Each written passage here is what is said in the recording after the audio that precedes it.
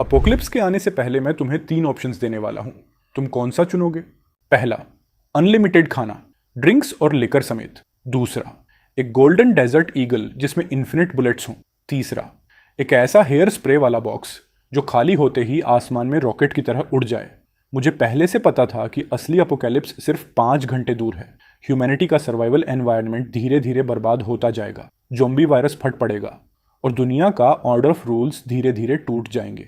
Apocalypse में सबसे बड़ा इशू फूड स्कैरिसिटी होगा, इसलिए मैं बिना सोचे पहली ऑप्शन चुन लेता हूँ। अंदर से मैं थोड़ा एक्साइटेड भी हूँ। चुपचाप सोचता हूँ, ब्रो एक कोका कोला दे दे, थोड़े आइस के साथ। अगले ही सेकंड एक ठंडी कोक मेरी हथेली में प्रकट हो जाती है। मैं सच में शॉक्ड हूँ। ये सब रियल है। अमेजिंग। अपोकलिप्स आने ही वाला है। सर्वाइवल की रूल्स भी बदलने वाले हैं। अब मुझे ये मिजरेबल लाइफ नहीं जीनी। अब लाइफस्टाइल चेंज करने का टाइम आ चुका है। आज से पिग नहीं खाऊंगा। सिस्टम मुझे 10 मीट स्केवर्स दे दो। मैं आराम से स्केवर्स खाना शुरू करता हूँ। इसी मोमेंट मेरे फ़ोन पर एक मैसेज आता है। मैंने पोस्ट ग्रेजुएशन एग्ज़ाम क्लियर कर लिया है। और अब वो लड़की लिखती है, हमको कुछ बातें क्लियर करनी होंगी। हमें ब्रेकअप कर लेना चाहिए। अब हम एक ही दुनिया के लोग नहीं रहे। तुम सिर्फ एक 4000 सैलरी वाले वर्कर हो और मैं अब पोस्ट ग्रेजुएट स्टूडेंट हूँ। मेरा फ्यूचर ब्राइट होने वाला है। मैं जानती हूँ कि ये बात तुम्हारे लिए थोड़ी क्रूअल है। आखिर तुम कई सालों से मेरी पढ़ाई का खर्च उठाते रहे हो, लेकिन मैंने भी अपनी यंग एज के कुछ साल इन्वेस्ट किए हैं।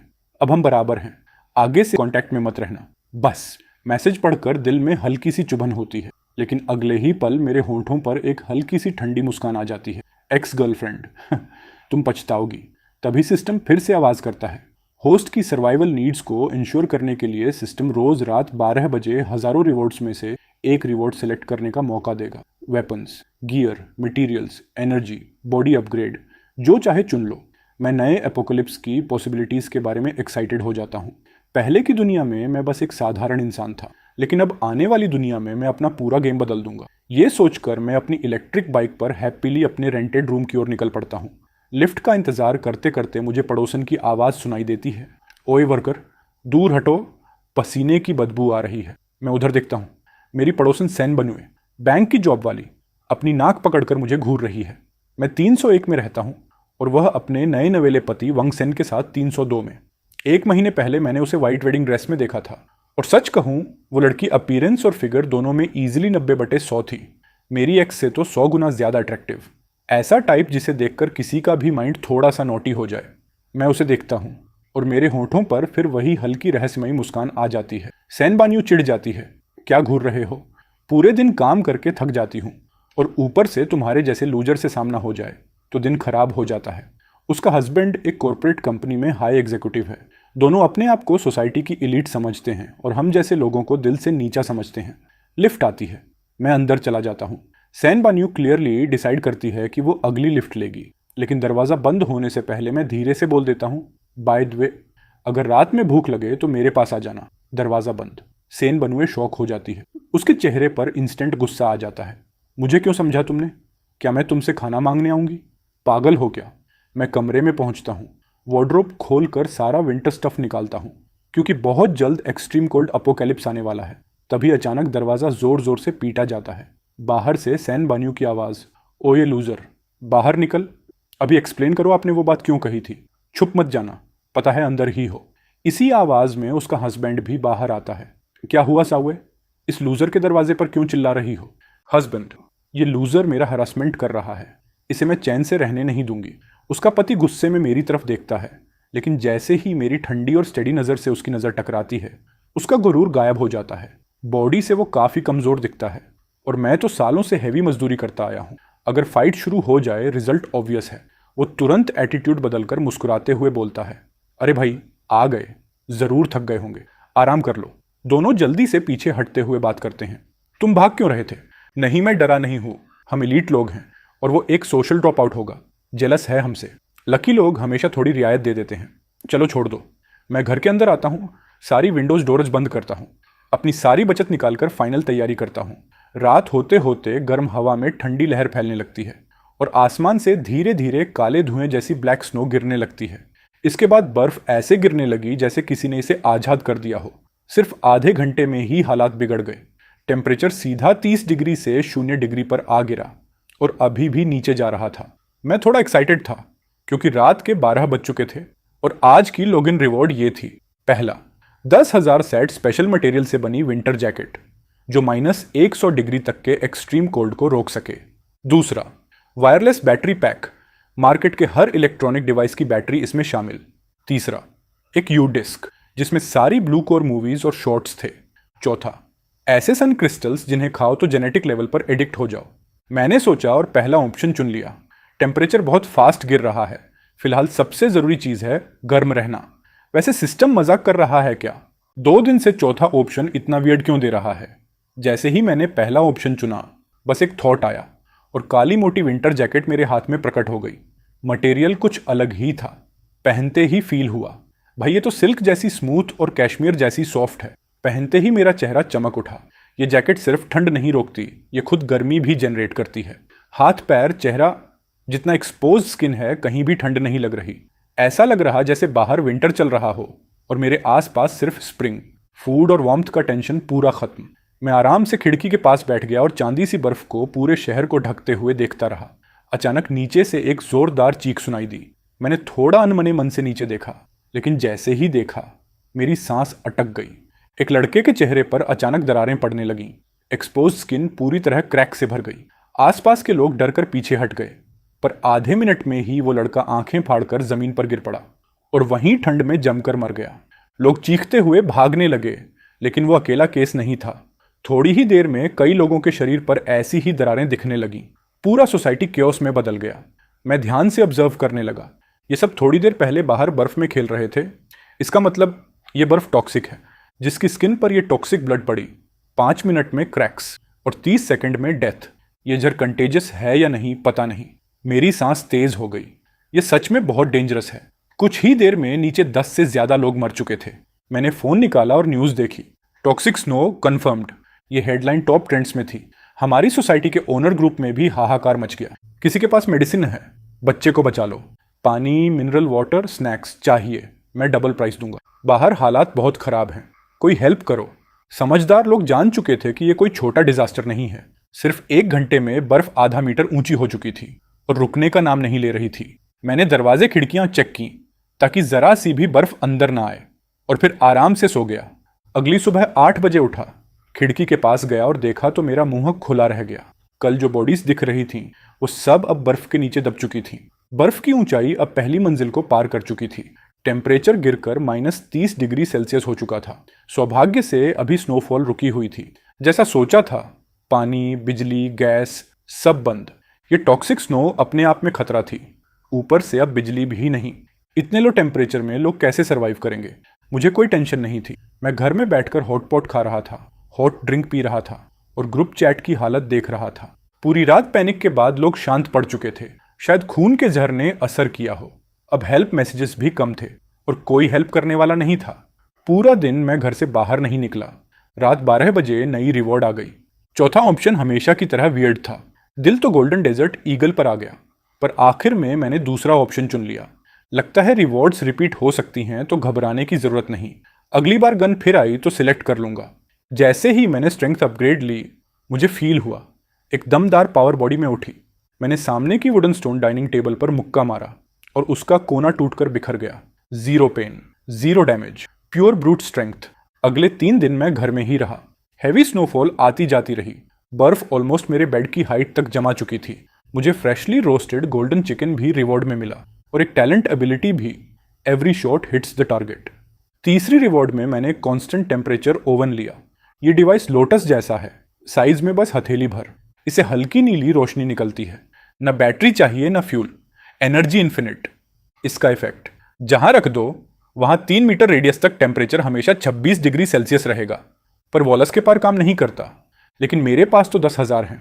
कुछ भी घर में रखूंगा, पूरा घर गर्म हो जाएगा। मैं बस थोड़ा चुपचाप बैठा रह गया। ये चीजें मेरी थर्मल जैकेट को भी बेकार बना रही हैं। अचानक किसी ने नीचे मैसेज डाला कि गाइस, कोई नीचे अंडरग्राउंड पार्किंग में सप्लाई एक्सचेंज करने आए। सच बोलूं तो ये आइडिया काफी समझदारी वाला था। पार्किंग भले बाहर से कनेक्टेड है, लेकिन एंट्रेंस पर जितनी बर्फ जमी है उसे बाहर निकलना इम्पॉसिबल है। पर हर बिल्डिंग से इमरजेंसी सीढ़ियों से नीचे उतरकर पार्किंग तक पहुंचा जा सकता है।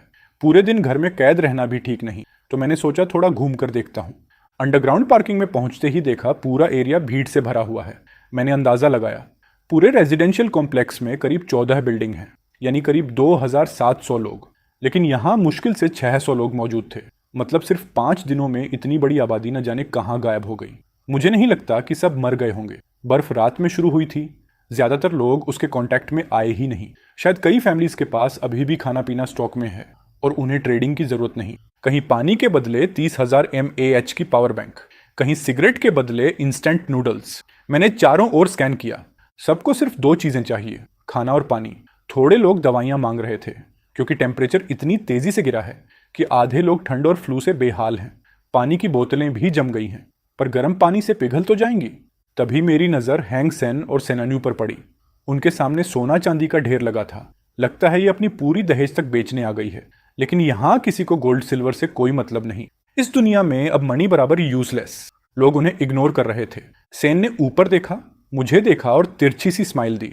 उसकी आंखों में साफ था कि उसे मेरे लिफ्ट वाले शब्द याद आ गए थे, अगर भूख लगे तो रात में मेरे पास आ जाना। शायद उसे सच में लगा कि मुझे पहले से पता था बर्फ गिरने वाली है। मैं उसे इग्नोर करके आगे बढ़ा। फिर मेरी नज़र एक खूबसूरत लड़की पर पड़ी, किसी सेलिब्रिटी से कम नहीं।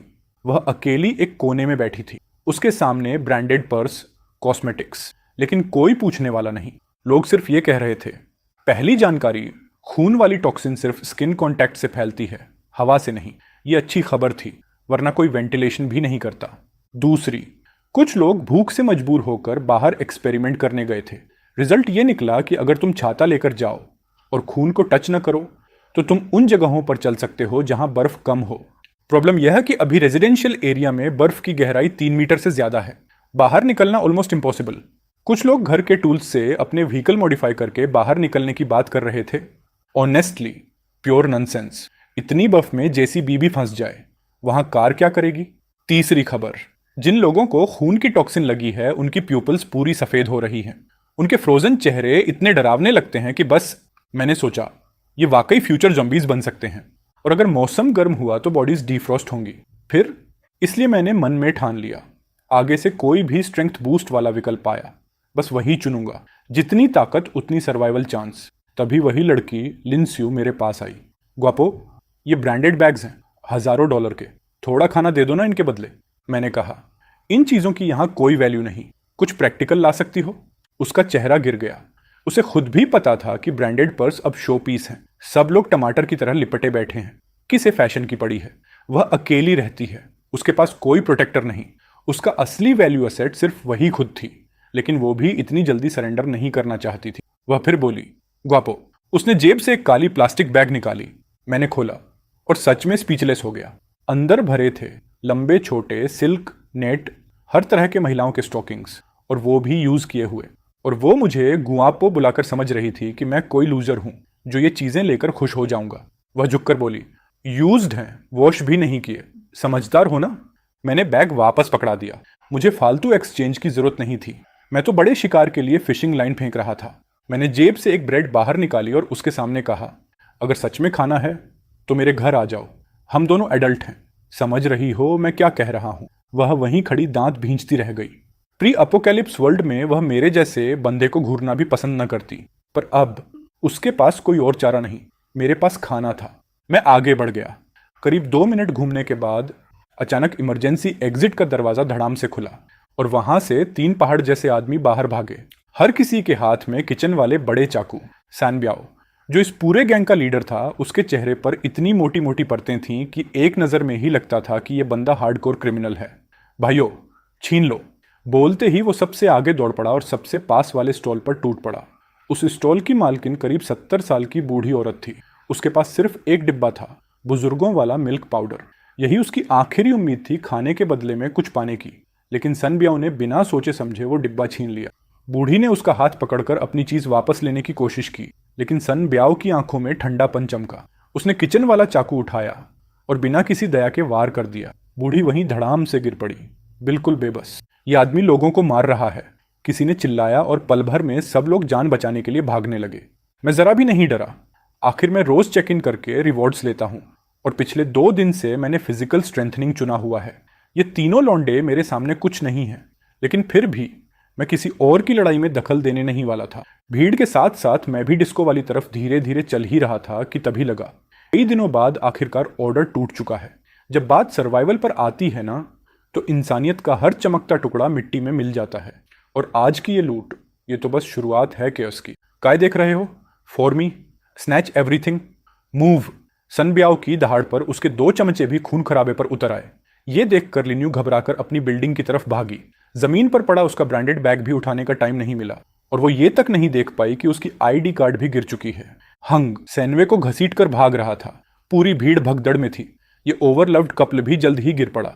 पति सैन्यू डर के मारे कांप रहा था। टांगों में ताकत ही नहीं बची थी उठने की। वाइफ, जल्दी उठो। हैंग ने उसे उठाने की कोशिश की, लेकिन वो खुद भूखी थी और उठ ही नहीं पा रही थी। और दूर से सनब्याओ चाकू लेकर उनकी तरफ बढ़ रहा था। हंग ने तुरंत कहा, वाइफ रुको, I will bring someone for help. और ये बोलकर वो पीछे मुड़कर भी नहीं देखा और भाग गया। सैनबैन दंग थी। उसने कभी सोचा भी नहीं था कि उसका नया नया पति उसे यूं छोड़कर भाग जाएगा। सन ब्याओ उनकी तरफ दनदनाता हुआ आ रहा था और वो डर से रो पड़ी। मैंने आगे बढ़कर उसे उठाया। सान ब्याओ गुर्राया, ये मेरी शिकार है, ऐसे गायब नहीं हो सकती। मेरी मजबूत बाहें महसूस होते ही सैन्यू को एहसास हुआ कि उसकी जान मैंने बचाई है। वो दिल से बहुत ज्यादा शेखन थी। उधर सान ब्याओ और उसके साथी लगातार हमला जारी रखे हुए थे। जब पूरा अंडरग्राउंड पार्किंग खाली हो गया, तभी तीनों ने मारकाट बंद की। फिर उनके 2 साथी पार्किंग में इधर उधर घूमकर चीजें उठाने लगे। लोगों ने डर के मारे सब छोड़ दिया था और इन्हें भर भर कर खाना मिल गया। सान ब्याओ बोला, ये खाना तो कुछ दिन निकाल देगा, लेकिन आगे मुश्किल होगा। लोग अब अपने दरवाजे बंद रखेंगे। अगर दोबारा खाना चाहिए तो मजबूरन दरवाजे तोड़ने पड़ेंगे। बॉस, कुछ ढांसू चीज मिली है। ये किसी लड़की की आईडी है। सच बताऊं, असली फोटो में कोई फिल्टर नहीं होता। ये तो कमाल की फर्स्ट क्लास ब्यूटी लगती है। अगर इसे पकड़ लें तो मजा आ जाएगा, आपको भी हिस्सा मिलेगा। लेकिन पहले खाना ले चलते हैं। मैंने सैन्यू को उसके बिल्डिंग तक पहुंचाया और इमरजेंसी एग्जिट का दरवाजा ब्लॉक किया। फिर अपने फ्लोर पर लौटा। उसने अपनी दरवाजा देखते ही ताकत जुटाई और धड़ाधड़ पीटने लगी। वेन, वंगेन, डोर खोलो। तुम कायर हो, अपनी वाइफ को छोड़कर भागे हो और खुद घर में छुपे हो। शर्म नहीं आती? आवाज इतनी तेज और पागलपन से भरी थी कि मजा आ गया। मैं अपनी दरवाजे पर टिककर पूरा तमाशा देखने लगा। अंदर डरा कंपाता वांग सेन पी फोल से झांका। जब उसने देखा कि बाहर सिर्फ उसकी वाइफ और मैं हूं, तब जाकर वो हिम्मत करके दरवाजा खोला। बेन्यू, तुम ठीक हो ना? अंदर आओ जल्दी, वरना वो लोग वापस आ जाएंगे। बन्युए फट पड़ी। शादी से पहले तो बहुत मर्द बनते थे, लव फॉर एवर बोलते थे। डेंजर मिला तो वाइफ को छोड़कर भाग गए। मैं अंधी थी जो तुमसे शादी कर ली। मैं किनारे खड़ा ये पूरा सीन एंजॉय कर रहा था, और ये देखकर वांग सेन का चेहरा और भद्दा हो गया। वो बोला, नहीं बन्यू, मैं डर नहीं रहा था। मैं तो हेल्प लेने गया था, पर कोई मिलने को तैयार ही नहीं था। इसलिए टूल्स लेने वापस आया था ताकि तुम्हें बचा सकूं। तुम मानो प्लीज। तो फिर दरवाजा बंद क्यों कर दिया था? इस सवाल का कोई जवाब उसके पास नहीं था। बेन्युए रोते झीकते बोली, घर का सारा खाना पीना खत्म हो गया है। अभी अभी मेरा मिरर ब्रेसलेट भी खो गया। मैं क्या करूं? मैं अभी भी यंग हूं। मैं तुम्हारे साथ भूख से मरना नहीं चाहती। और रोना शुरू कर दिया। इस वक्त सैन्यू पूरी तरह लाचार थी। वांग सेन भी उतना ही बेबस था। सोसाइटी में खुद को बड़ी एलाइट क्लास समझता था, सालाना लाखों कमाता था, लेकिन इस हालात के सामने उसकी औकात साफ दिख रही थी। अचानक उसकी नज़र मेरी तरफ गई। मैं जो एक कोने में खड़ा मुस्कुराते हुए पूरा सीन एंजॉय कर रहा था। उसी वक्त उसे एहसास हुआ कि कुछ तो गड़बड़ है। ये लड़का दिखने में सही ठाक लग रहा है, चेहरा भी फ्रेश है। इसे बिल्कुल भूख नहीं लगी। वांग सेन हिचकिचाते हुए बोला, भाई तुम्हारे घर में खाना है क्या? हाँ, और काफ़ी है। ग्रेट। क्या थोड़ा हमारे साथ शेयर करोगे? Naturally no. मैंने जेब से एक ठंडी ड्रिंक निकाली, एक घूंट लिया और कड़क आवाज के साथ कैन खोली। हेवनली सोल्जर वाला साउंड आया। ऊपर से ड्रिंक आइस कोल्ड थी। मजा आ गया।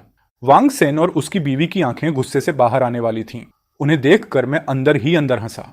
कभी भी एक गरीब दिखने वाले लड़के को अंडर एस्टिमेट मत करो, वरना बाद में पकड़ में भी नहीं आओगे। वांग सेन ने गोल गोल मुस्कुराहट डाली। हम पड़ोसी हैं। जैसा कहते हैं, near by neighbour is better than far away relative. तुम थोड़ा खाना दे दो, बदले में जब स्थिति ठीक हो जाएगी तो मैं तुम्हें अपनी कंपनी में जॉब दिलवा दूंगा। 6000 पर मंथ, चलो 8000 ही सही।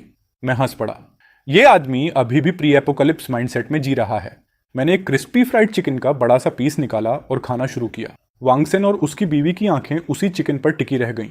सैन्यू धीमी आवाज में बोली, प्लीज, हम पैसे देकर खरीद लेंगे। टाइम बदल चुके हैं। अभी भी समझ नहीं आया तुम्हें दोनों को? वांग सेन ने पूछा। तो फिर क्या चाहिए तुम्हें? किस बात पर तुम खाना शेयर करोगे? मैंने आंखें थोड़ी सिकोड़ कर सैन्यू को देखा और हल्की मुस्कान दी। सिंपल है, मेरा घर पिछले कुछ दिनों से थोड़ा मैसी है। मुझे एक औरत चाहिए जो साफ सफाई कर दे। तुम्हारी पत्नी मेरी मेड बन सकती है। रोज सुबह 8 बजे से रात 8 बजे तक मेरा घर साफ, खाना पीना सर्व करे। सैलरी? उसे मैं दिन में 3 टाइम खाना दूंगा और घर जाते वक्त एक ब्रेड का स्लाइस और एक पानी की बोतल लेकर जा सकती है। डील कैसा है? सैन्यू का चेहरा लाल हो गया। वह गुस्से से बोली, तुम हद कर रहे हो। मैं तुम्हारा घर क्यों साफ करूं? मैं एक एलाइट सोशल लेडी हूं और तुम एक डिलीवरी बॉय। मेड बनूं? Are you kidding me? मैं बोला, तो रहने दो, कोई इशू नहीं। और मैंने अपनी डोर बंद कर दी। मेरे पास तो खाने पीने की फुल सप्लाई है, मुझे कोई जल्दी नहीं। रात में मैंने मूड में आकर हॉट पॉट बनाया, बीफ, मटन, लॉबस्टर, जो चाहो सब। दूसरी तरफ रूम 302 में वेंगसेन और उसकी बीवी बिल्कुल चुप बैठे थे। घर का सारा खाना खत्म हो चुका था। भूख से सो भी नहीं पा रहे थे। अचानक वांगसेन बोला, ये हॉटपॉट की स्मेल। दोनों ने एक दूसरे को देखा। पेट पीठ से चिपक चुका था। हॉटपॉट की खुशबू ने हालत और खराब कर दी। वांगसेन ने चुपके से दरवाजा खोला। हाँ, खुशबू मेरे घर से ही आ रही थी। उसने फुसफुसाकर कहा, वाइफ, क्यों ना तुम उसके यहां काम कर लो। क्या तुम अभी भी वही बात कह रहे हो? सब साफ सफाई ही तो करनी है। अगर वो कुछ गलत करेगा तो तुम चिल्लाना, मैं दौड़कर बचाने आ जाऊंगा। सैन्यू के दिल में अब गर्मजोरी नहीं बची थी। उसका दिल ठंड से भी ज्यादा ठंडा हो चुका था। उसे महसूस हुआ कि ये आदमी जो शादी से पहले जेंटल, चार्मिंग, कल्चर्ड दिखता था, असल में कितना कमजोर और सेल्फ सेंटर्ड है। सिर्फ खाने के लिए अपनी बीवी को दूसरे आदमी के घर भेजने को तैयार। वह अंदर ही अंदर टूट गई। मैं अपने घर में मजे से हॉटपॉट और कोल्ड बियर के साथ बैठा था। तभी दरवाजे पर नॉक हुआ। मैंने पीपहोल से देखा, सैन्यू थी। मेरे चेहरे पर एक अजीब सी स्माइल आ गई। मैंने दरवाजा खोला। वह बोली, मैं तुम्हारी मेड बनूंगी। हॉटपॉट की स्मेल उसके चेहरे पर पड़ते ही उसके अंदर मरा हुआ दिल धीरे धीरे वापस धड़कने लगा। शायद मेरे साथ रहना एक बेहतर ऑप्शन था। कम से कम जिंदा तो रह सकती थी। उसने ये भी नोट किया, इतनी ठंड में भी मैं इतनी हल्की कपड़ों में बिल्कुल आराम में हूं। यह कैसे पॉसिबल है? मैंने सैन्यू को देखा, फिर पीछे खड़े वांगसेन को, जिसके चेहरे पर गिल्ट, डर और लालच सब कुछ एक साथ थे। मैंने उसकी तरफ एक ब्रेड का पीस और एक बोतल पानी फेंक दिया। वांगसेन ने उसे ऐसे पकड़ लिया जैसे उसे लाइफ लाइन मिल गई हो। वो तुरंत पैकेट फाड़कर खाने लगा। मैंने दरवाजे की तरफ देखा और कहा, अंदर आ जाओ। सेन बान्यू ने कमरे में रखा स्टीमिंग हॉटपॉट देखा और खुद को रोक ना सकी। वो धीरे धीरे अंदर आ गई। पीछे से वांगसेन बोला, बान्यू, घबराना मत, कुछ चाहिए तो बस आवाज देना। लेकिन मैं दरवाजा उसके चेहरे पर ही बंद कर देता हूं। उसकी बात वहीं कट जाती है। अंदर कदम रखते ही बन्यू एक पल के लिए ठिठक गई। उसे ऐसा लगा जैसे वो नॉर्थ पोल से सीधे समर रिजॉर्ट में आ गई हो। घर इतना गर्म था जबकि बिजली तो कहीं नहीं थी। 2 दिन से भूखे पेट। उसकी आवाज टूट गई, मुझे थोड़ा खाने दो प्लीज। मैंने ठंडी नजर से कहा, अपनी आइडेंटिटी मत भूलो, मुझे बॉस कहो। उसके चेहरे पर शर्म, गुस्सा, डर सब एक साथ तैर गया।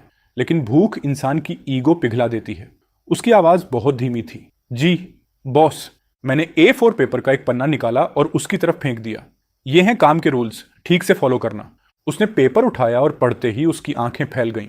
इसमें साफ लिखा था, घर में काम करते वक्त एक फिक्स्ड यूनिफॉर्म पहननी होगी। बॉस की बात फाइनल होती है, कोई बहस अलाउड नहीं। बॉस घर आए तो हर बार रिस्पेक्ट के साथ ग्रीट करना होगा। वो कांप उठी, ये बहुत ज्यादा है, मैं वापस जाना चाहती हूँ। मैंने ठंडी निगाहों से उसे देखा। मैंने सिर्फ इतना कहा, सोच लो, बाहर फिर से वही जमाने वाला ठंड, भूख और वो हस्बैंड जो तुम्हें छोड़ चुका है। वो दरवाजे तक गई, लेकिन जैसे ही गर्म कमरे की बाउंड्री पार की, बाहर का ठंडा झोंका उसके सीने में चुभ गया। वो वहीं रुक गई, वापस मुड़ी, फिर हल्के कांपते घुटनों के साथ नीचे बैठ गई। बॉस, आई एम सॉरी, मैं रूल्स फॉलो करूंगी। उसकी आवाज टूट चुकी थी, लेकिन सर्वाइवल हर डर से बड़ा होता है। रात को मैंने खाना खाया, थोड़ी सी हॉटपॉट बची रहने दी। उसे बाथरूम में वार्म वाटर दे दिया ताकि वो आराम से नहा सके। मैं वापस सोफे पर बैठा और कहा, अब ये असली जिंदगी है। आराम, सुरक्षा, गर्मी सब यहाँ है। बेन्यू ने चुपचाप बची हुई हॉटपॉट खाई और पहली बार उसे पेट भरने का एहसास हुआ। उसके अंदर जो रेजिस्टेंस था वो भी धीरे धीरे खत्म होने लगा। वो रूल्स फॉलो करते हुए घर साफ करने लगी, फिर काम पूरा करके सोफे पर ही सो गई। उसके चेहरे पर पहली बार शांति थी। रात के बीच सिस्टम रिवॉर्ड मिला। इस बार एक नई चीज अनलॉक हुई, मेड लेवल सिस्टम। मैं क्यूरियोसिटी में उसे चेक करने लगा। उधर दूसरी तरफ 302 वाली रूम में वांगसेन सारी रात सो नहीं पाया। उसे बस यही सुनाई दे रहा था कि उसकी पत्नी अब मेरी जगह पर है। गर्म कमरा, खाना, सुरक्षा, सब कुछ। सुबह 8 बजे वो आंखों के नीचे काले घेरे लिए मेरे दरवाजे पर आया। मैंने दरवाजा खोला। वायु कैसी है? यस्टरडे रात यहीं रुकी थी। वापस तो जाएगी, है ना? उसने अंदर झांका और उसकी पत्नी एक सिंपल मेड यूनिफॉर्म में काम कर रही थी। उसके चेहरे पर गुस्सा और जेलसी किसी भी वक्त फट सकते थे, लेकिन डर ने उसे रोके रखा। मैंने मुस्कुराते हुए कहा, अरे मैं तो भूल ही गया था, तुम्हारी पत्नी ने घर बहुत अच्छे से साफ किया है। I am very satisfied. मैंने बात खत्म करते हुए सिर घुमाकर सैन्यू की तरफ देखा। तुम पूरी रात काम करती रही हो, थकी हुई होगी, जाओ थोड़ा आराम कर लो। वो बोली, किचन और बाथरूम अभी तक साफ नहीं किए हैं। मैं आज वापस नहीं आऊंगी डार्लिंग, बाहर बहुत ठंड है, तुम घर लौट जाओ। मैंने हल्की मुस्कान दबाते हुए सिर हिलाया। उसकी बात सुनकर मैं अंदर से काफी सेटिस्फाइड था। वहीं दूसरी तरफ हैंगन गुस्से से फटने वाला था। उसकी आंखें अपनी बीवी पर टिक गईं। उसे सच में सब तोड़ फोड़ देने का मन था, लेकिन अगले ही सेकंड मैंने उसे एक ब्रेड का टुकड़ा और मिनरल वाटर की बोतल पकड़ाई। आज का सामान यही है। उसके अंदर का आग का गोला तुरंत आधा बुझ गया। Thank you, thank you. वो बोला, अगर सफाई बाकी है तो काम जारी रख सकती है, मैं डिस्टर्ब नहीं करूंगा। मैंने सेन बाणे की तरफ देखा, तुम्हारा हस्बैंड तुम्हारे लिए आया भी नहीं, उसे सिर्फ खाना चाहिए था। उसे थोड़ा दुख हुआ, पर पहले जितना नहीं। लगता था वो धीरे धीरे यहां मेरे साथ रहने की आदत डाल रही थी। हैंगन घर लौट गया, चेहरा पूरी तरह ठंडा, ऑलमोस्ट डेड इनसाइड। सेनवे का अब भी का बिहेवियर साफ बता रहा था कि वो अब मेरे कंट्रोल में आ चुकी है, और यही बात उसके अंदर आग जलाने लगी। तुम वहीं जाना चाहती थी, सही? उसने दांत पीसते हुए सोचा। नहीं, मुझे उसकी सारी फूड सप्लाई हथियानी पड़ेगी। इमरजेंसी स्टेयरकेस पर बिल्डिंग के बचे हुए कुछ लोग इकट्ठा हुए। हंगन का दिल ठंडा पड़ गया। पूरे बिल्डिंग में मुश्किल से 100 लोग बचे थे, बाकी सब ठंड, भूख या झड़ से मर चुके थे। एक आदमी बोला, स्थिति बहुत खराब है, हमें मिलकर काम करना चाहिए। कल हम सब अंडरग्राउंड पार्किंग में ट्रेडिंग करने गए थे, लेकिन फूड अलायंस ने हमला करके सब लूट लिया। अब कोई नीचे जाने की हिम्मत नहीं कर रहा। ऐसे में जिंदगी और मुश्किल होगी। मेरी राय है, उसने कहा, जो परिवार बचे हैं वो एक अलायंस बना लें, रिसोर्सेज शेयर करें और मिलकर इस क्राइसिस का सामना करें। भीड़ में से किसी ने चिल्लाया, बातें मत करो, सब भूखे मर रहे हैं, तुमसे रिसोर्सेज शेयर क्यों करें? एक और आदमी बोला, हर परिवार से एक जवान आदमी प्रोटेक्शन टीम में भेजो। हम पहली मंजिल के 101 से शुरू करके हर दरवाजे पर सप्लाईज के लिए सर्च करेंगे। जहां घर में कोई जिंदा ना मिले वहां से सारा सामान ले लेंगे। फूड अलायंस लोगों को मारती है तो हम चुप नहीं बैठ सकते। वो 3 हैं, हम 10 से ऊपर। डरने की जरूरत नहीं। लोग धीरे धीरे सहमत होने लगे। फिर सवाल आया, सप्लाईज बांटी कैसे जाएंगी? जवाब मिला, जो प्रोटेक्शन टीम में शामिल होंगे उन्हें हिस्सा मिलेगा। एक बूढ़ी औरत बोली, लेकिन मेरे घर में तो सिर्फ मैं और मेरी बेटी हैं, मैं 60 की हूं, हम तो हिल भी नहीं सकते। एक आदमी चिल्लाया, ये सिस्टम गलत है, हम बूढ़े लोग क्या करें? हैंगन के चेहरे पर एक दुष्ट चमक आई। ओल्ड विच मुफ्त में खाना चाहती है। लेकिन वो बोल पाता उससे पहले एक मध्यम उम्र का आदमी फट पड़ा, मुझे परवाह नहीं तुम जियो या मरो, वही होगा जो वानसन कह रहा है। जो काम करेगा वही खाएगा। जो जीना चाहता है उसे ओबे करना होगा, जो नहीं मानेगा कॉन्सिक्वेंसेस झेलेगा। हंगेन ने मन ही मन इस बात का समर्थन किया, लेकिन भीड़ अचानक चीखने लगी। मध्यम उम्र के आदमी का चेहरा काला पड़ गया। उसने तुरंत उस औरत का सिर पकड़कर दीवार पर दे मारा, बार बार। खून हर तरफ फैल गया। सर्वाइवल का दबाव अब पूरी तरह जानवरपन बन चुका था। वो आदमी उस औरत को वहीं पीट पीट कर खत्म कर देता है।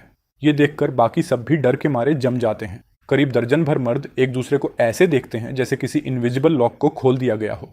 बेकार लोगों को बाहर निकालो, काम के लोग रहेंगे, जो नहीं मानेंगे हटाओ यहां से। हंगेन स्तब्ध था। उसकी प्लानिंग थी, प्रोटेक्शन टीम बन जाए तो वो मुझे धमकाकर खाना ले लेगा और अपनी पत्नी को बचा लेगा। लेकिन उसने इंसानों की असली बुराई को अंडर एस्टिमेट कर दिया था। उसके जैसा डरपोक आदमी वहां रह भी नहीं सकता था। वो लड़खड़ाता हुआ अपनी फ्लैट की ओर भागा।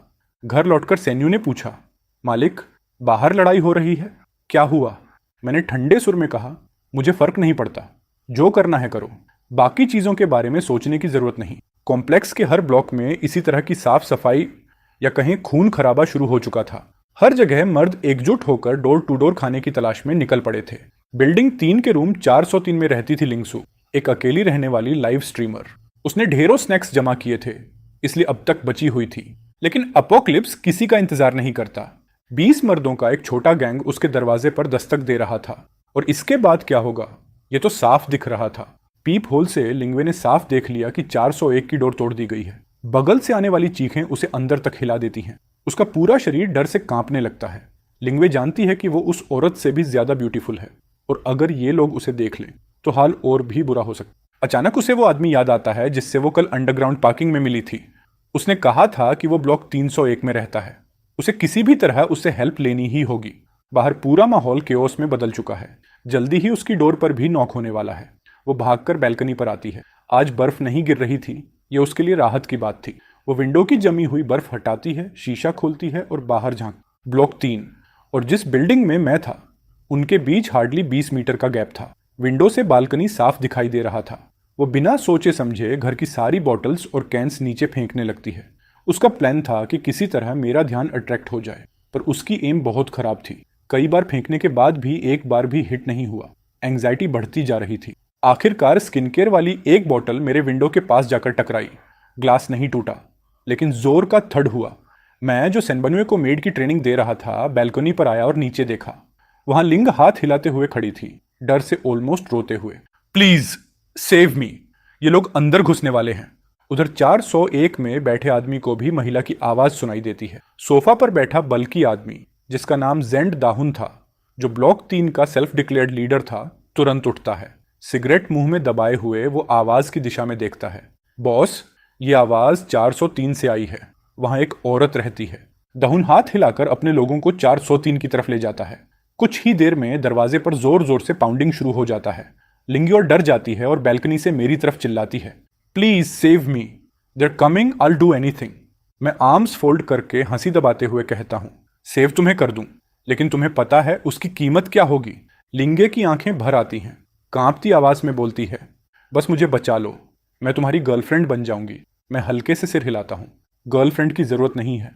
और तभी सेन्यू, जो मेड वाला स्पेशल आउटफिट पहने हुए थी, धीरे धीरे मेरे पास आती है। लिंगू उसे देखकर शौक में जम जाती है। उसके चेहरे पर साफ लिखा था, ये बंदा नॉर्मल नहीं है, ये कुछ और लेवल पर है। मैं सेन्यू के बालों पर हाथ फेरता हूं और लिंगू की तरफ देखता हूं। आई कैन सेव यू, लेकिन प्राइस वही होगा जो उसने दिया है। उधर 403 की डोर आखिरकार टूट जाती है। जेन दहुन और उसके लोग अंदर घुसते हैं और बैल्कनी पर खड़ी लिंगुए को देखते ही उनके आंखों में लालच चमक उठता है। कोई आगे मत बढ़े, दाहुन कहता है। रिलैक्स गर्ल, हम सब तुम्हारा ख्याल रखेंगे। लिंगे आंसू रोकते हुए कहती है, आई विल डू एनीथिंग, बस मुझे जिंदा रहने दो। अगर मुझे ये लोग पकड़ गए तो पता नहीं कितनों के हाथों। लेकिन तभी दाहुन की नजर दूसरी तरफ जाती है। सामने वाली बिल्डिंग की विंडो में मैं खड़ा था और अगले ही सेकंड मैं विंडो से कूद चुका था। 20 मीटर का गैप क्रॉस करते हुए सीधे 403 के बैल्कनी पर लैंड करता हूं। जेन दाहुन के चेहरे पर डिसबिलीफ जम जाता है। मेरे लैंडिंग से उठी हवा अभी बैठी भी नहीं थी कि मैं सीधे उसके चेहरे के सामने आ चुका था। मेरे शूज का साइज 44 वाला भारी किक सीधा उसकी फेस पर लगता है और वो पीछे की तरफ गिरते हुए अपने आदमियों पर जा धम्म से गिरता है। मैं खुद भी थोड़ा हैरान होता हूँ। लेवल 6 वाली स्ट्रेंथ, डेमन, ये तो बहुत ओपी है। दाहुन मुश्किल से उठता है। डर भी रहा था, लेकिन उसके पास 20 लोग थे, सब हाथों में नाइव्स लिए खड़े थे। इससे उसे थोड़ी हिम्मत मिलती है। हीरो बन रहा है, देख कितने लोग हैं मेरे पास, मारो इसे। उसके आदेश पर सब लोग आगे बढ़ते हैं। मैं हल्की सी मुस्कान देता हूं। परफेक्ट, अब देखते हैं मेरी डिस्ट्रक्टिव पावर कितनी बढ़ी है। मैंने किसी वेपन की जरूरत नहीं समझी। पहला पंच मैंने सामने वाले आदमी को मारा। इंपैक्ट इतना सॉलिड था कि वो यहीं खत्म हो गया। मैं डिटेल में नहीं जाऊंगा, बस इतना कि बाकी सभी के कदम वहीं रुक गए। सब शोक में फ्रीज। लिंगे के चेहरे पर गर्म छींटे पड़े और वो वहीं बेहोश हो गई। मैं भी अपने हाथ को देखकर हैरान था। मैं नीचे पड़ा किचन नाइफ उठाता हूं और बाकी लोगों की तरफ कामली देखता हूं। चलो बॉयज, अब वेस्ट की सैर पर ले चलता हूं। बाकी लोग डर से चिल्लाते हुए डोर की तरफ भागते हैं। 20 लोग एक छोटे से दरवाजे में फंस जाते हैं। दाहुन सबसे आगे निकलने की कोशिश करता है। मैं शांत चेहरा रखते हुए बस इतना कहता हूं, रनिंग वॉन्ट हेल्प। और फिर मैं आगे बढ़ता हूं, बस इतना कि दुश्मन भागने की कोशिश करते हैं और उनका पूरा ग्रुप बिखर जाता है। कुछ ही देर में 403 का कमरा एक वॉरजोन की तरह बिखर चुका था और माहौल पूरी तरह शांत। आधी ही पॉपुलेशन बच पाई थी। मैं 403 से बाहर निकला। पूरा हॉलवे खाली था, तो मैंने वो टूटा फूटा किचन नाइफ फेंक दिया। 401 का दरवाजा पूरा खुला पड़ा था। अंदर वो औरत जो मरने ही वाली थी, घिसटते हुए दरवाजे तक पहुंचने की कोशिश कर रही थी। उसने बड़ी मुश्किल से मुझसे मदद मांगी। मैंने अंदर झांका। ये औरत दिखने में एवरेज ब्यूटी थी, उम्र शायद 30 से 40 के बीच। अगर ये दुनिया तबाह न हुई होती तो शायद अभी भी अच्छी लगती, लेकिन अब उसका टाइम खत्म था। शायद आखिरी होश में थी। मेरी बेटी को बचा लो। उसने उम्मीद से मेरी तरफ देखा। मैंने ठंडे मन से कहा, नॉट इंटरेस्टेड। ये बोलकर मैं मुड़ने लगा। उसकी आंखों की रोशनी धीरे धीरे बुझने लगी। सिर जमीन पर गिरा। उसकी लाइफ फेड होते होते उसने कुछ ऐसे शब्द बोले कि मेरे कदम रुक गए। हाई चैन, से रिजॉल्व, हो सकता है बात पूरी करने से पहले ही उसने आखिरी सांस ले ली। University of science and technology of हियनचेन। मैंने आंखें थोड़ा सिकोड़ लीं। ये बात मेरे लिए इंटरेस्टिंग थी क्योंकि मेरी एक्स गर्लफ्रेंड जो यूफेई भी इसी यूनिवर्सिटी की थी। मैंने लाश को देखा, हल्का सा सांस छोड़ा और उसके घर में घुस गया। उसका पति पहले ही फर्श पर गिरा पड़ा था। आंखें खुली, यकीन के बाहर। मैंने घर में एक फैमिली फोटो ढूंढी। तस्वीर देखते ही मेरी नज़र चमक गई। उनकी बेटी काफ़ी खूबसूरत थी। उस लड़की में साफ साफ यूथ वाइब था। हंसते समय क्यूट से डिम्पल। मैं अंदाज़ा लगा सकता था कि वो स्टार लेवल की ब्यूटी है, शायद सैनमान यूएस से भी ऊपर। एकदम परफेक्ट मेड कैंडिडेट। और हाँ, उसका नाम भी पता चल गया, चेंजुंगसी। उम्र 19, सेकेंड ईयर, कम्युनिकेशन डिपार्टमेंट, हियनचेन यूनिवर्सिटी। मैंने कहा, गुड, वेरी गुड। जब बाहर निकलने लायक ताकत हो जाएगी तो मैं हियनचेन यूनिवर्सिटी जाऊंगा। उम्मीद है वो अभी भी जिंदा हो। और याओ यूफेई, तुम भी मरना मत। मैंने चेन युंगसी की फोटो जेब में रखी और 403 वापस आकर लिंसू को जगाया। वो उनिंदी आंखों से उठी और उसने मुझे खून में लथपथ और घर को एकदम हेल जैसा देखा। उसने चीखने की कोशिश की पर मैंने एक थप्पड़ लगा दिया। क्यों चिल्लाती हो? So annoying. लिंसू होश में आई, डर से कांप रही थी। चलो मेरे साथ आओ। मैं उठकर बाहर निकल गया। वो लाशों से भरे कमरे को देखकर उल्टी करने जैसी हालत में थी। पैर कांप रहे थे, लेकिन मैं आगे बढ़ चुका था तो वो डर के मारे रेंगते रेंगते बाहर आई। अब यहाँ टिकना नामुमकिन था। उसे मेरे पीछे ही आना पड़ा। मैं इस बार खिड़की नहीं कूदा, आराम से सीढ़ियाँ उतर रहा था क्योंकि प्लान था कि वापस अंडरग्राउंड पार्किंग जाना है। लिंजू नीचे आई और उसने 401 की महिला की लाश भी देखी। उसे थोड़ा दुख हुआ। इस तबाह दुनिया में औरत की किस्मत दो ही चीज होती है, या तो किसी स्ट्रांग आदमी की प्रोटेक्शन या फिर कई मर्दों द्वारा शिकार बनना। इसके अलावा कोई तीसरा रास्ता नहीं। डिग्निटी, मोरलिटी, प्योरिटी, ये सब पावर के सामने जीरो है। उसने महसूस किया कि अगर वो मेरे साथ न आती तो शायद उसकी हालत भी उसी औरत से बदतर होती। ये सोचते ही उसके भीतर थोड़ी हिम्मत आई और वो तेज कदमों से मेरे पीछे चल पड़ी। हम दोनों अभी अभी अंडरग्राउंड पार्किंग पहुंचे थे कि अचानक आवाजें सुनाई दी। ये लोग तो बड़े स्मार्ट हैं, हर बिल्डिंग में खुद का टीम बना ली है और हम पुराने लोग खाली हाथ हैं। लियनमैन अपने सिर की चोट पर हाथ रखे गुस्से में था। अभी अभी वो 2 आदमियों के साथ दूसरी बिल्डिंग लूटने गया था जहां दर्जनों लोगों ने मिलकर उन्हें ऑलमोस्ट मार ही दिया था। वो किसी तरह जान बचाकर लौटा था। अब बाकी बिल्डिंग्स भी अलर्ट हो चुकी थीं। बॉस, अब क्या करें? मुझे क्या पता। हर तरफ से हालात बिगड़ रहे हैं। जानपेन कुछ बोलने ही वाला था कि अचानक फुटस्टेप्स की आवाज आई। मैंने भी उन्हें देख लिया। लिंस पहचानते ही डर के मारे मेरे पीछे छुप गई। पूरे रेजिडेंशियल कॉम्प्लेक्स में कौन नहीं जानता कि ये तीनों कितने खतरनाक हैं। ओए हीरो, बहुत हिम्मत है तुम्हें यहाँ घूमने की। फिर जानपेन की नज़र मेरे पीछे छुपी लड़की पर पड़ी। उसकी आंखें चमक उठीं। बॉस, ये तो लड़की है। जैकपॉट। तीनों मेरी तरफ बढ़ने लगे। लिंसू घबरा कर टोपी से चेहरा छुपाने लगी। अरे छुपो मत ब्यूटी, फेस दिखाओ। लियनमैन हाथ बढ़ाकर लिंस की ठोड़ी पकड़ने ही वाला था। मैंने बिना एक्सप्रेशन बदले उसका हाथ झटका। अंधे हो? यहाँ मैं खड़ा हूँ। अब जाकर उन्होंने मुझे गौर से देखा। मैं लंबा और फिट था, लेकिन वो लोग मुझे सीरियसली नहीं ले रहे थे। जानपेन ने मेरे कपड़ों पर लगा खून देखा और हल्का सा भौहें चढ़ाईं। उसे थोड़ा शक हुआ, लेकिन चुप रहा। चला जा लड़के, आज मूड अच्छा है। तुम्हें मारने का प्लान नहीं है।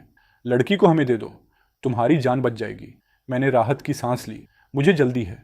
अगर मरना है तो सामने आओ, बाद में मत कहना वार्निंग नहीं दी। ये बोलते ही मैंने लाइटनिंग किक मारी। तीनों की हड्डियां टूटने की आवाज़ गूंज उठी। कुछ सेकंड बाद वो ज़मीन पर तड़प रहे थे, दर्द से चीखते हुए, पसीने में भीगे हुए। लिंसू की आंखों में लिटरली चमक आ गई। ये आदमी सच में कमाल है। ये मैंने पीछे मुड़कर उसे देखा और अपनी जेब से अचानक एक गोल्डन डेजर्ट ईगल निकाली और उसके हाथ में थमा दी। इनको रोक दो, मैंने काम टोन में कहा। लिनुई हिल गई। अगर मैं उससे 1 लाख लोगों से भागने को कहता तो शायद वह कर लेती, लेकिन सामने खड़े 3 जिंदा इंसानों पर वार करना उसके लिए एकदम अलग चीज थी। जल्दी करो, अगर तुम्हें मेरे साथ सरवाइव करना है तो खुद को डिफेंड करना सीखना पड़ेगा। मैंने सीधी बात कही और बंदूक उसके हाथ में रख दी। गोल्डन डेजर्ट ईगल थोड़ी भारी थी। ठंडी मेटेलिक फील उसके हाथों में उतर गई और उसी पल उसे समझ आ गया कि यह कोई खिलौना नहीं है, यह रियल है। मैंने उसे शांत होकर समझाया कि बंदूक कैसे पकड़ते हैं, ट्रिगर कहाँ दबाना होता है। दोनों आदमी उसे देखकर हंस पड़े। यह क्या है, टॉय गन? उनमें से एक बोला। स्केयर करने की कोशिश मत करो गर्ल, दूसरे ने कहा। लेकिन लिनुए के अंदर का डर धीरे धीरे गुस्से में बदल गया। मैं उसके कान के पास झुककर बोला, ये लोग दूसरों को चोट पहुंचाते हैं, तुम डिफेंड करने का हक रखती हो। लिनु ने होंठ भींचे, आंखें नम हुईं और फिर उसने ट्रिगर दबाया। अंडरग्राउंड पार्किंग में एक भारी ब्लास्ट गूंजा। एक आदमी गिर पड़ा। बाकियों की आंखों में शौक था। वो दर्द से चीखते हुए भागने की कोशिश करने लगे। लिन्यू बंदूक पकड़े खड़ी थी। हाथ कांप रहे थे, लेकिन आंखों में पहली बार डर के बजाय अवेयरनेस थी। उसे इंस्टेंटली याद आया कि जो महिलाएं खुद को बचा नहीं पाती, उनके साथ दुनिया कितनी क्रूर हो सकती है। उसने बाकी आदमी की तरफ कदम बढ़ाए और गोली चलाई। इस बार बुलेट उसके पैर में लगी और वह दर्द से चीखते हुए गिर पड़ा। प्लीज मुझे मत, उसने कहा। मैंने पास आकर गन ले ली और शांत टोन में कहा, गुड। लिन्यू वहीं बैठ गई। उसके हाथ कांप रहे थे। उसने साइड में जाकर उल्टी कर दी। ये नॉर्मल था। कोई भी पहली बार इतनी टेंशन के बाद ऐसा ही फील करता है। मैंने आखिरी आदमी की तरफ देखा, जो अब डर के मारे गिड़गिड़ा रहा था। मैं सब करूंगा। मत, मैंने उसे शांतिपूर्वक रोक दिया। थोड़ी देर बाद जब लिन्यू संभल गई, वह आंखें लाल किए मेरे पास आई। कुछ कहना चाहती थी, मगर शब्द नहीं निकल पाए। चलो घर, मैंने बस इतना कहा। हम दोनों कमरे की ओर चले। घर में दाखिल होते ही लिन्यू रुक गई। टेबल पर गर्मा गर्म खाना, सी फूड, बियर, स्टीम उठता राइस, साफ सुथरा कमरा, और सबसे ज्यादा एक सेफ वाइब। सेना सीधे मेरे पास आई। वेलकम होम मास्टर, उसने कहा। लिन्यू पहली बार सेना को ठीक से देख पाई। उसकी ब्यूटी से वो एक पल को स्टंड रह गई। मैंने कहा, ये नई हेल्पर है, इसे रूल्स समझा दो, मिस्टेक्स पसंद नहीं है। मैं खाने बैठ गया। सेना ने सिर झुकाया और लिन्यू को बाथरूम की तरफ ले गई। मेरे साथ चलो। जैसे ही दोनों अंदर गईं, सेना रुक गई। एक बात याद रखना, उसने कड़क टोन में कहा। एक बार इस घर में आ गई हो तो डिसिप्लिन जरूरी है, बिना अनुमति कुछ नहीं। लिन्यू डर गई, लेकिन आज के एक्सपीरियंस ने उसे मजबूती दी थी। उसने सिर झुका लिया। बाथरूम में सेना ने उसे साफ कराया, कम बोलते हुए। शायद वह भी अपने मन में बहुत कुछ सोच रही थी। बहुत सवाल मत पूछा करो, सेना ने कहा। यहां सरवाइव करना ही असली लक है। आधे घंटे बाद दोनों बाहर आईं। मैं खाना खा चुका था। मैंने एक बड़ी ऑस्ट्रेलियन लॉबस्टर उसके सामने रख दी। गुड जॉब, मैंने कहा। लिन्यू ने गर्म आंसू भरी आंखों से उस लॉबस्टर को देखा। इस बर्बाद दुनिया में इतने अच्छे खाने का मिलना किसी सपने से कम नहीं था। वह थोड़ी देर में पहली बार हल्का सा मुस्कुराई। मैंने सिस्टम पैनल में उसके स्टैट्स देखे और संतोष से सिर हिलाया।